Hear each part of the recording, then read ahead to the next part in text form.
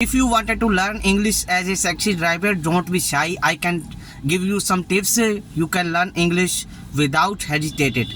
मैं आपको ऐसी इंग्लिश बनाने सिखा सकता हूँ। अगर आप चाहें आपको कुछ टिप्स दे सकता हूँ। आप फॉरेनर के साथ आप इंग्लिश में कन्वर्सेशन कैसे कर सकते हैं, आप कैसे एक इंग्लिश सीख सकते हैं बिना किसी किताब को पढ़े, और अंग्रेज़ों के साथ आप कन्वर्सेशन करके आप इंग्लिश सीख सकते हैं। तो मैंने ये सीखी है इंग्लिश अपने आप से। मैंने किसी के साथ किसी किताब में नहीं पढ़ा। मैं +2 पास हूँ, मेरे को इंग्लिश बिल्कुल भी नहीं आती थी, लेकिन मैंने इंग्लिश सीखी और कस्टमर से बातचीत करते थे। मेरी गाड़ी में जब फॉरेनर या फिर साउथ इंडियन लोग बैठते हैं जिनको बिल्कुल भी हिंदी नहीं आती है, तो वो अगर हिंदी आती भी है तो अटक अटक के बोलते हैं, तो मैं उनके साथ इंग्लिश में बात करने की कोशिश करता हूँ, जिसके कारण मैं थोड़ी थोड़ी इंग्लिश बोलनी सीख गया हूँ। काम चलाओ मेरे को आ गई है। लेकिन अगर आपको भी इंग्लिश नहीं आती है, एक लेडीज़ कस्टमर मेरे को मिली थी, वो मेरे को बताती थी कि मैं एक गाड़ी में बैठी, पिछली गाड़ी में जब मैं आई थी तो मेरे को बड़ी दिक्कत हुई।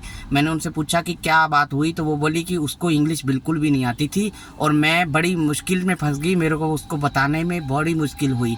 तो मैंने उनसे बातचीत करी तो मेरे को अच्छा लगा और मेरे को खुद को भी यह पता चला कि मेरे को थोड़ी थोड़ी इंग्लिश आती है।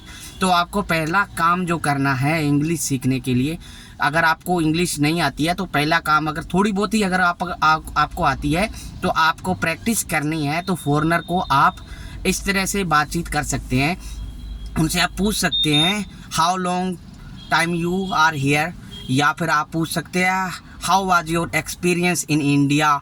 आप उनको एक आधा सवाल पूछेंगे तो आपको उत्तर देंगे।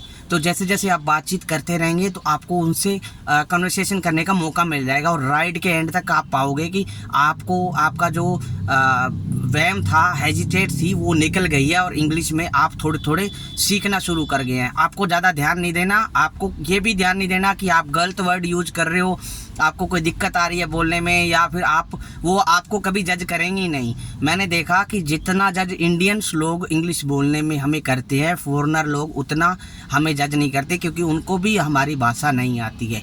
और लगभग लोग यही गलती करते हैं कि वो ध्यान रखते हैं बोलते वक्त कि कहीं मैं हेजिटेट तो नहीं हो रहा, मैं कहीं गलत प्रोनाउंस का यूज़ तो नहीं कर रहा, गलत वर्ड यूज़ तो नहीं कर रहा।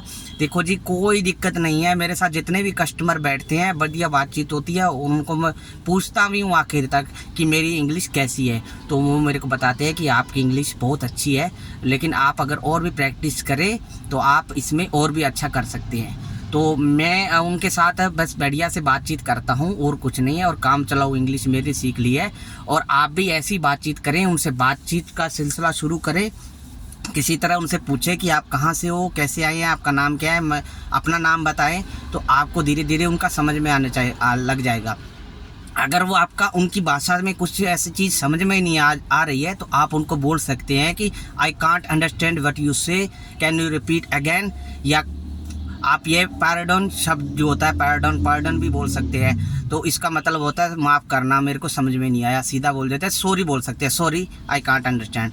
और कुछ भी आप बोल सकते हैं। आपको अगर इंग्लिश में थोड़ा बहुत भी अगर नॉलेज आ जाएगा तो आप सीख सकते हैं। तो ऐसे करके आप इंग्लिश थोड़ी बहुत ही इंग्लिश टैक्सी में जितनी आपको चाहिए उतनी सीख सकते हैं। आपको कोई एग्ज़ाम देने नहीं जाना, सिर्फ आप अटैचमेंट कर रहे हो अपनी भाषा का। आप मानोगे नहीं, मेरी गाड़ी में अरबी लोग बैठते हैं जिनको इंग्लिश भी नहीं आती है, उनके साथ भी मैं कनेक्ट हो जाता हूँ। तो आप, ये एक भाषा है सिर्फ भाव प्रकट करने का, और कोई जरिया बनना अगर आपको भी चाहिए तो आप इस तरह से सीख सकते हैं। तो मेरे अगर वीडियो को आपको अच्छा लगा तो प्लीज़ इसको लाइक करें। धन्यवाद।